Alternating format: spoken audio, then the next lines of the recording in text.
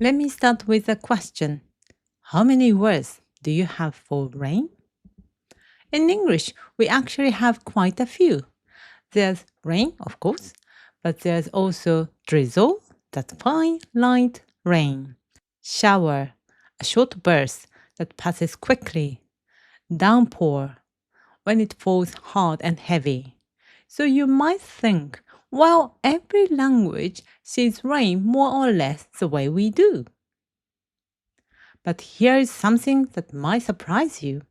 In Japanese, there are so many words for rain that someone actually sat down and made an entire dictionary just for the rain. Not a dictionary of weather, a dictionary of rain words. It collects around 1,200 of them. 1,200 ways to talk about water falling from the sky. And once you learn even a handful of them, something strange happens. You look up at the same gray sky you've always known, and it stops being one thing. It splits into many. The rain you are seeing in early summer is simply not the same word as the rain that ends autumn. And once you have this name, you start to see the difference. If you've ever felt that Japanese is just a long list of words to memorize, today I want to show you something different. I want to show you how a single ordinary thing, rain, opens a window into how the Japanese language sees the world. こんにちは, I'm Asuka. In Japan, the month of June brings a season we call tsuyu. It's the rainy season, roughly a month in early summer, when the rain settles in and falls day after day. It's woven deeply into Japanese life, into farming, into food, into the feeling of the year turning. And we are standing right at its doorstep. So today, with the rainy season about to begin, I want to use this one ordinary word, rain, as a doorway and step through it into the world that Japanese sees. Japanese sees rain in so many ways that the words fill a dictionary. So I want us to explore 3 questions together. Why did this happen? Why would a language need so many words for rain? How does Japanese actually describe rain? What do these words really mean? And what lies behind them? What kind of environment and what kind of way of thinking shaped all of this? Let's explore that together. If this kind of exploration is the sort of thing you enjoy, then subscribing might be for you. Section 1. Where all these words come from. Before we look at the words themselves, let's answer the first question, why? Now there's a tempting answer. You might think maybe Japanese people are simply more poetic, more sensitive to nature. It's a lovely idea, but I don't think that's really it. The deeper reason, I think, has far more to do with the environment that Japanese have lived in, the land, the climate, the way life was lived. These words for rain grew out of all of that. It's hard to point to single cause, but a few things seem to have come together. Rice, the seasons, and poetry. Let me take them one at a time. The first has to do with the foods that has mattered most to Japanese life for thousands of years, rice. And rice is deeply tied to rain. Growing rice needs 2 things, heat in summer and a great deal of water. And that water comes from rain. But rain is not a gentle, reliable friend. It can be a blessing, or it can be a disaster. Too little and the crop fails. Too much and it floods. For most of Japanese history, your survival depended on rain you could not control. So people watched it closely. they learn to tell one kind of rain from another, because the difference between this rain and that rain could be the difference between a good harvest and a hungry winter. And when you watch something that closely, for that long, you start giving each version of it a name. And here's a clue that this really is about rice and not about some uniquely Japanese soul. The rice-growing regions of China, especially the south, developed a rich vocabulary for rain too. Same crop, same dependence, same flowering of words. When your life depends on noticing something, you give it names. The editor of that rain word dictionary I mentioned, Atsushi Kurashima, was himself a former senior forecaster at Japan's meteorological agency. And this is exactly the connection he drew. A culture built on rice is a culture that learns to read the rain. The seasons play a part in this too. Japan has 4 very distinct seasons, and the rain behaves differently in each one. And remember, the start of the rainy season, tsuyu, was a crucial marker on the farming calendar. People needed to know not just it's raining, but which rain is this? Is this the rain that comes before the season? The rain in the middle of it? The rain that signals its end? Each stage needed its own name, so the seasons multiplied the words. Spring rain became a different word from summer rain, which became different again from the rains of autumn and winter. And on top of all this, poetry refined these rain words into something almost artistic. In traditional Japanese poetry, waka, and later haiku, rain became a subject to be written about again and again. Each kind of rain became tied to a particular season and a particular feeling, so the words that life created, poetry polished and handed down to the next generation carefully, like treasures. So you can see how these might have come together. Rice gave people a reason to watch the rain closely. The seasons gave each rain its own name, and poetry kept those words alive and made them beautiful. So that's the why, or at least the most likely why. Not some special sensitivity, but the land, the climate, and the art that grew from living with this rain over many centuries. Now let's get to the fun part. Let's actually look at the words, because this is where you'll feel just how richly one single thing, rain, can bloom. Section 2. The names of rain. Let's start with rain as a noun, rain that has a name. And we'll move through 3 words: the rain of everyday life, the rain of the weather forecast, and the rain of poetry. If you visit Japan, you'll hear many words for rain in ordinary everyday conversation. Let me give you a few. The first is yudachi. Picture a hot summer afternoon. The air is heavy. And suddenly, in the late afternoon or early evening, the sky opens up. A short, intense burst of rain, often with thunder, and then, just as quickly, it's gone. And the air feels washed and cool.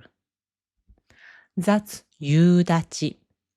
The characters literally suggest evening and to stand. The rain that rises up in the evening. It's a word that belongs entirely to summer. Then there's ni wa ka ame. Ni wa ka means sudden. It's the rain that catches you off guard. It starts abruptly, and it stops just as abruptly. The kinds of rain you wait out under a shop awning. Close to it is 通り雨. 通り comes from the verb to pass through. So this is rain that simply passes by. It falls and then it moves on. A passing shower. Notice something already. 夕立, にわか雨, 通り雨. These are all brief rain. But each one carries a slightly different feeling. Sudden, passing, a summer burst. The differences are small, but Japanese gives each one its own word. And 長雨. Naga means long. This is rain that settles in and keeps going for days. Not dramatic, just long and gray and patient. It usually refers to the long spell of rain that comes in autumn, which we specifically call 秋の長雨, the long rain of autumn. So that's everyday speech. But what about the weather forecast? How does rain get described there? Here, things become very precise. Japan's meteorological agency officially defines the strength of rain in stages, mostly by how many millimeters fall in an hour. Let me show you the scale. There's やや強い雨, rather strong rain, 10 to 20 millimeters an hour. 強い雨, strong rain, 20 to 30 millimeters per hour. 激しい雨, intense rain, 30 to 50 millimeters per hour. 非常に激しい雨, very intense rain, 50 to 80 millimeters per hour. And at the top, 猛烈な雨, violent rain, 80 millimeters an hour or more, the kind that falls like a waterfall. There are precise name terms here too. 霧雨, mist rain, is officially defined as rain whose droplets are less than half a millimeter across, a fine drifting drizzle. And 小雨, light rain. In the weather forecast, rain is measured objectively. Rain drawn with clean numbered lines. Useful? Exact. But here's the thing. The words for rain were never only about measuring how much water falls, because it turns out the name of the rain also changed depending on which season it fell in. The same falling water could be one word in spring and a completely different word in summer. And so a whole family of rain words grew up around the seasons, words that carry not a measurement, but a feeling, a time of year. In Japanese, these season words have a special name. They are called kigo. Kigo means season words, words that carry a season inside them. They come from the world of Japanese poetry, especially haiku, where every poem traditionally contains one. There's even a dictionary just for these season words called a saijiki, and one major edition holds over 18,000 of them. But here's what I love. Many kigo aren't locked away in poetry. People use them in everyday conversation too. Listen to how the rain changes with the season. 春雨, the soft, fine rain of spring. Gentle, quiet, the kind that falls on new blossoms. さみだれ, the long rain of early summer. The rain of that tsuyu season we talked about, a steady, drawn-out rain. しぐれ, the rain at the edge of late autumn and early winter.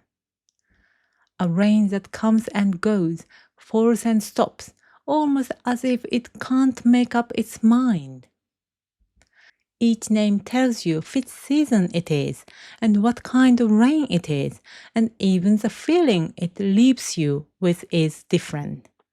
The soft hush of spring, the long grey patience of early summer, the restless coming and going of early winter. The water may be the same, but to a Japanese ear, these are three different things. And here's small, beautiful detail. The word shigure, the poetic, wandering rain of early winter. It is also a term the meteorological agency uses to describe a real weather pattern. So, in this one word, the world of poetry and the world of science meet. The same rain seen by the poet and the forecaster, sharing a single name.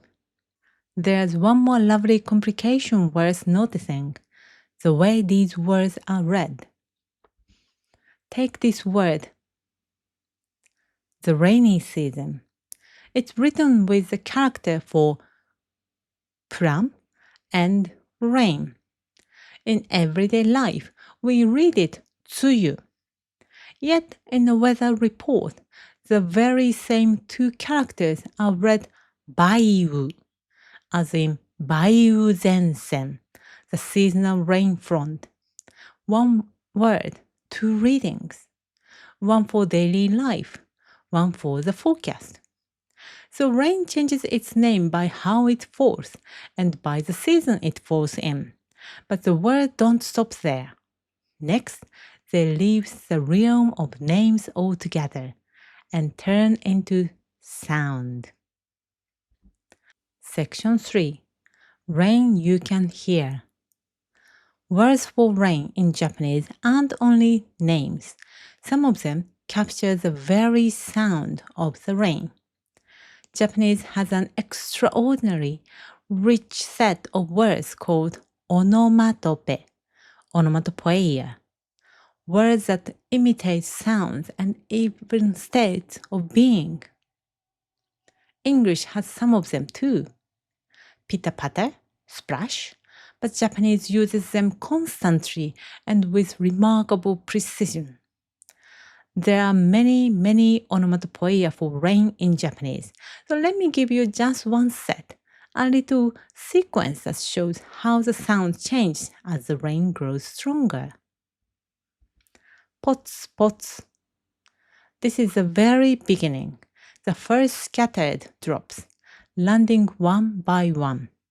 Pots, pots. Shito, shito. This is quiet rain, falling softly and steadily for a long time. There's a calmness in it, the sound of a grey, gentle afternoon. Shito, shito. Zaza. Now the rain is really coming down, heavy, continuous, pouring. Za. Now listening to those three, did you feel the rain getting stronger just from the sounds? There's a reason for that. Japanese onomatopoeia have a hidden logic to them. One that runs through the whole language, not just the words for rain. A voiced sound, like the z in za, made with the voice switches on, tends to feel bigger, heavier, and more powerful as the voice and the sound itself grows heavier. So you can hear the rain grow just through the sounds, from the gentle shito shito to the scattered pots pots to the powerful voiced za. The weight of the rain lives right inside the word. So Japanese sees rain with the eyes through all those names and hears it with the ears through these sounds. And then, finally, the rain does something remarkable. It leaves the sky completely, and enters the way people live. Section 4. When rain stops being weather. For this final part, I want to show you the words I find most beautiful of all. Because here, rain stops being about weather at all. Here, rain becomes a way of thinking, a way of talking about life itself. Let me share a few of these expressions. Let's begin with my favorite, 狐の嫁入り. Literally, it means the fox wedding. It describes a strange and lovely moment when the sun is shining and yet rain is falling at the same time. In English, you might call this a sun shower, but in Japanese, the fox wedding. Why on earth a fox? And why a wedding? Here's the thinking behind it. To people long ago, this was an eerie, mysterious event. Sunlight and rain at once, something that shouldn't be happening. It felt like being tricked. And in Japanese folklore, the creature that tricks and bewitches people is the fox, the kitsune. So this impossible weather had to be the work of mischievous fox, casting some kind of spell. It is said that the rain was a curtain that foxes used to hide their secret wedding procession from human eyes. Isn't that a wonderful way to read the sky? Faced with a strange little moment of weather, people didn't reach for an explanation. They reached for a story full of mischief and wonder and called it the fox wedding. As a small aside, this fox is connected to Inari, the rice harvest deity whose messenger is the fox.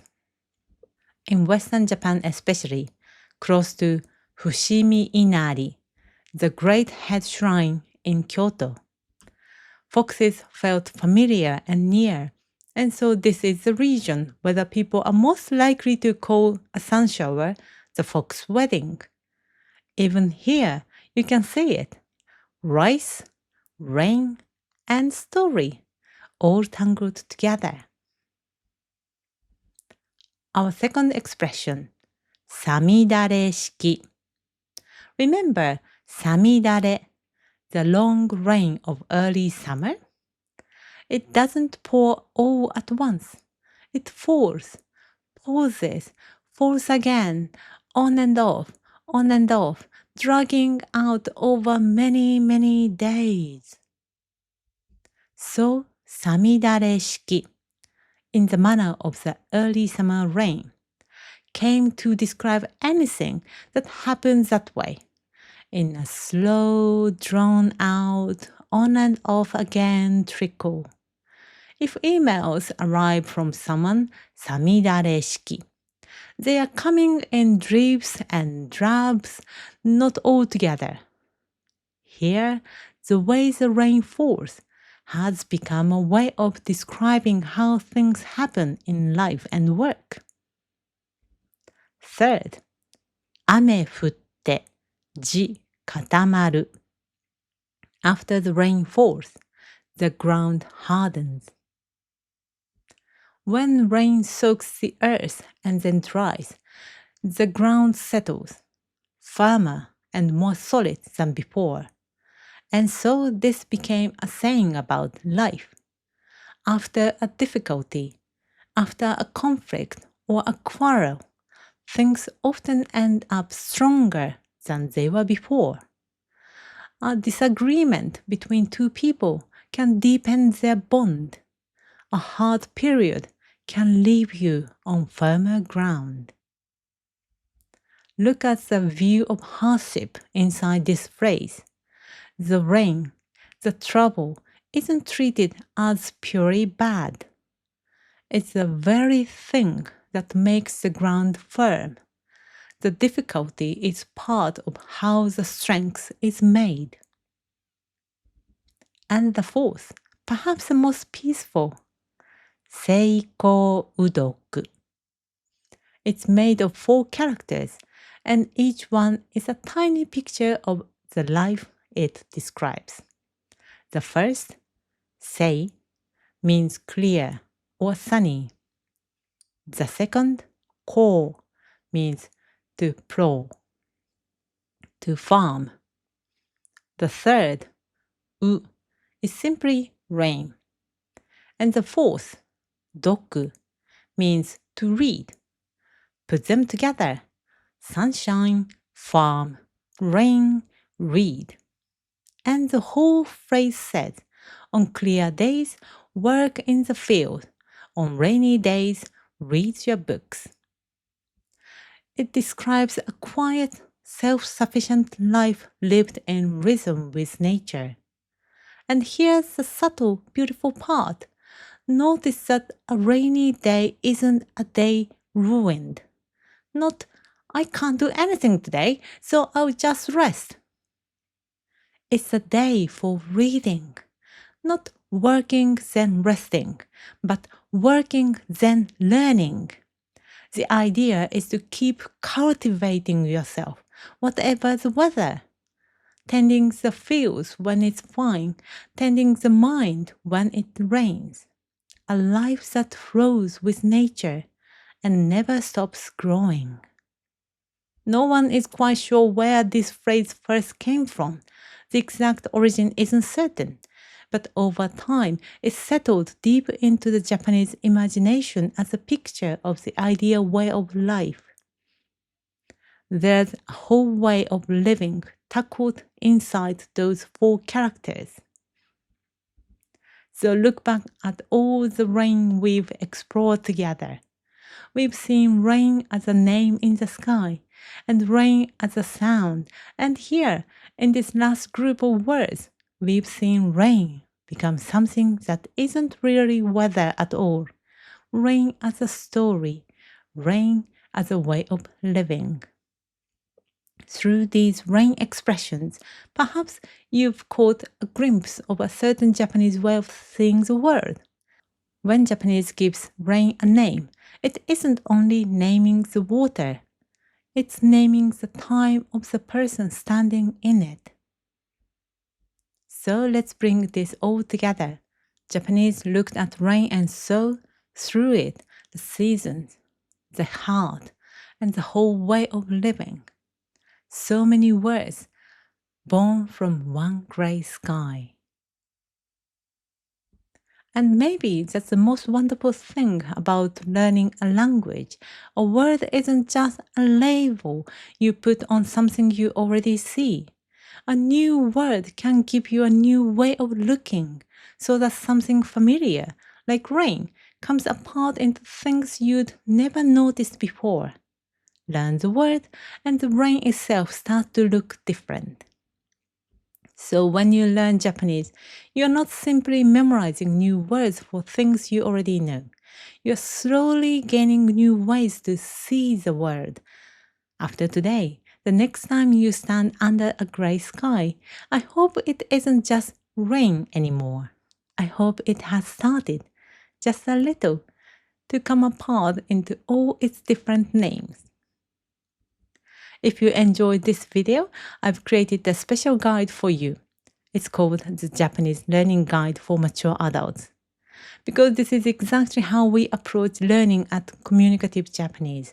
We don't just memorize vocabulary as one-to-one translations mechanically. We treasure the way of seeing and the way of thinking that lives behind the words, just like the rain words we explored today. This guide explains the way of learning. You can download it for free using the link in the description below.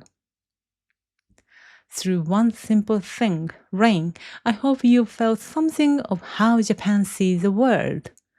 A way of seeing shaped by this land, its seasons, and the life lived within them. If today left you with even a small sense of that Japanese way of feeling, that would make me very happy. Thank you for watching. See you in the next one. さようなら。